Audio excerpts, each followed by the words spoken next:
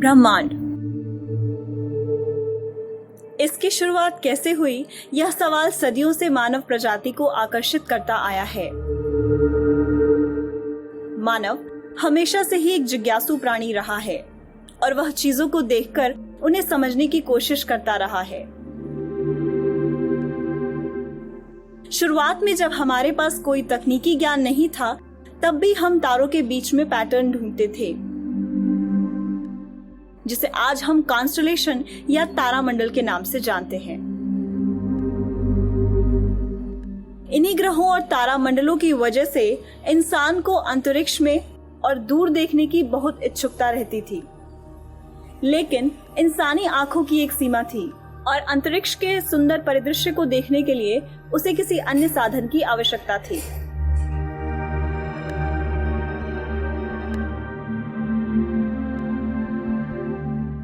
वह क्या कर सकता था? उसे एक आविष्कार की जरूरत थी और आखिरकार उसने टेलीस्कोप का आविष्कार किया। टेलीस्कोप के आविष्कार ने हमारी सोच को पूरी तरह बदल दिया। उसने हमें यह जानने में मदद की कि हम कौन हैं और कहां से आए हैं।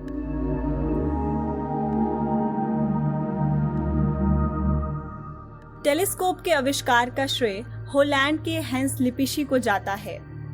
उन्होंने पाया कि अगर कॉनकेव और कॉन्वेक्स लेंस को एक सही दूरी पर रखा जाए तो वह दूर की चीजों को मैग्नीफाई करता है।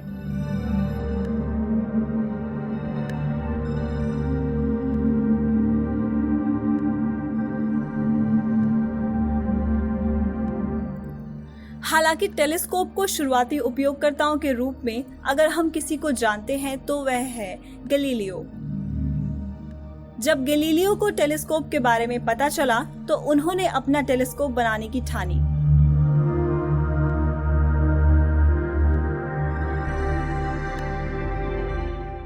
और जब उन्होंने अपना टेलीस्कोप खुले आसमान की तरफ किया तो वह दंग रह गए।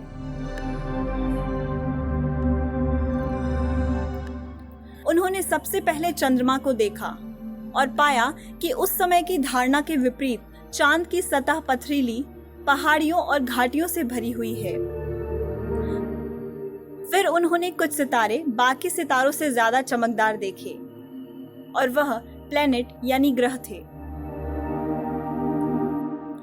उन्होंने शुक्र और मंगल को देखा,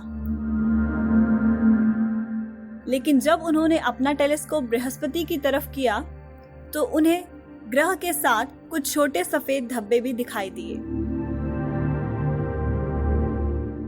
जब उन्होंने कुछ रातें बृहस्पति पर ही केंद्रित की, उन्होंने पाया कि वह छोटे धब्बे अपनी जगह बदल रहे हैं और वह बृहस्पति के चक्कर काट रहे हैं। वह उस समय ज्यादा कुछ नहीं समझ पाए। उन्हें यह नहीं पता था कि उन्होंने बृहस्पति के चांद को खोज लिया है।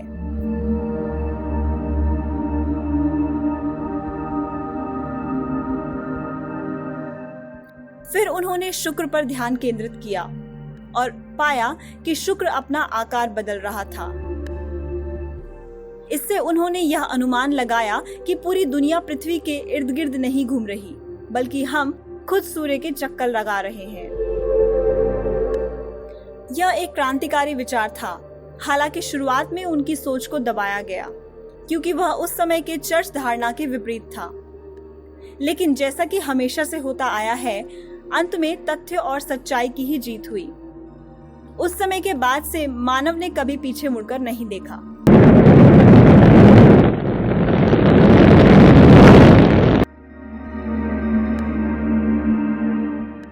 कैसिनी जैसे एस्ट्रोनॉमर ने सैटर्न के रिंग को ध्यान से पढ़ा।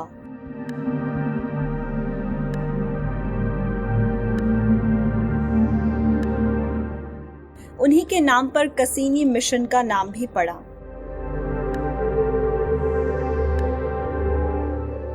जिसने सैटर्न और उसके चंद्रमा के कई रहस्य खोले।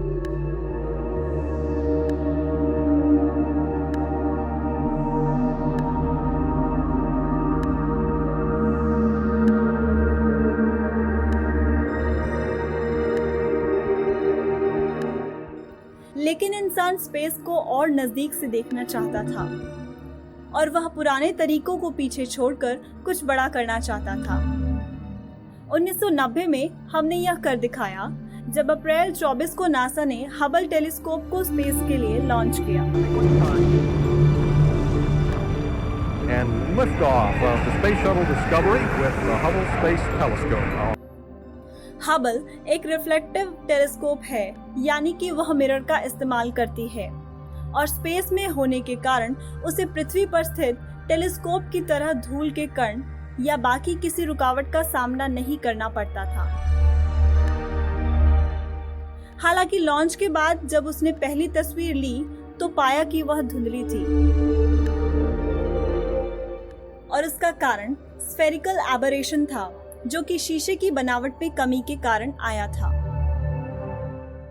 Yesterday, NASA admitted that its multi-billion-dollar eye in the sky has developed blurry vision. और हम आपको बता देना चाहेंगे कि यह कमी सिर्फ बाल के 1/50 हिस्से के गलत नाप के कारण आई। नासा ने इसे रिपेयर के लिए दिसंबर 1993 में मिशन भेजा। As CoStar slides into place, Thornton can only hope that everything will fit. और उसके बाद से हबल एक से एक उम्दा स्पेस की तस्वीरें भेज रहा है, जैसे कि यह pillars of creation,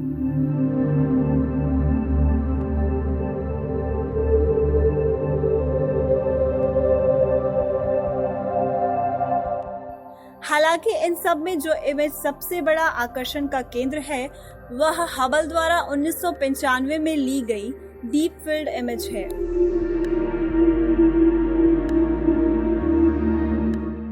Robert William, जो कि उस समय स्पेस टेलीस्कोप साइंस इंस्टीट्यूट के डायरेक्टर थे, उन्होंने एक अलग सा निर्णय लिया।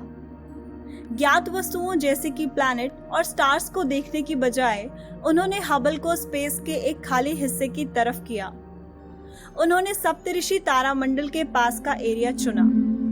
18 दिसंबर 1995 को ऑब्जर्वेशन की शुरुआत हुई और अगले 10 दिन तक हबल्स ने उस एरिया की 342 इमेज ली और फाइनल इमेज में जो हमने देखा वह किसी अजूबे से कम नहीं था।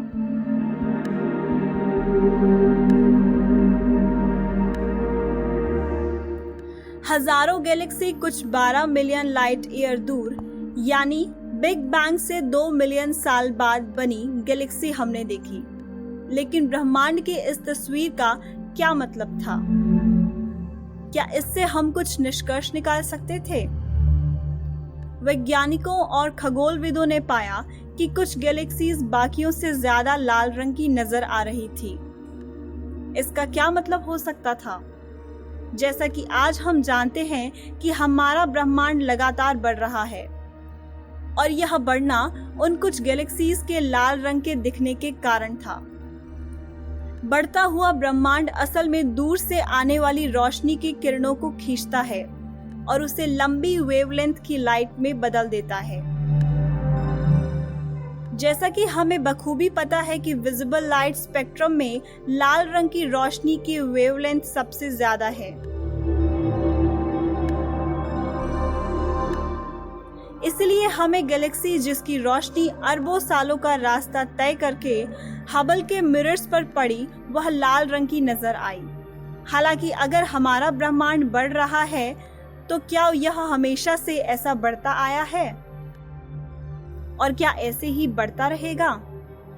क्या इस ब्रह्मांड की कोई शुरुआत थी और क्या इसका कोई अंत है? यह हम जानेंगे इस सीरीज की अगली वीडियो में।